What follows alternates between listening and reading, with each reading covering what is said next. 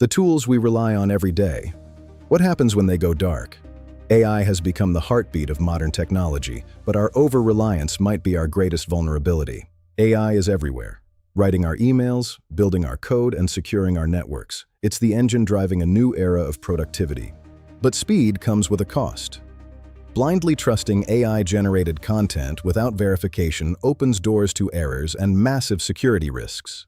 The key isn't just using AI, it's how you use it. The most successful professionals use AI as an assistant, not a replacement, keeping critical thinking at the center. In the SOC, AI is a force multiplier. It sifts through millions of logs to find the needle in the haystack, helping analysts stay one step ahead of threats. But even the most advanced models can hallucinate. Verifying outputs is no longer optional. It's a cybersecurity requirement.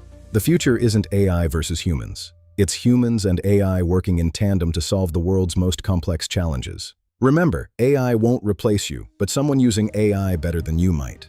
Join us at Information Security Tutorials. Let's master the future together. Like, subscribe, and stay secure.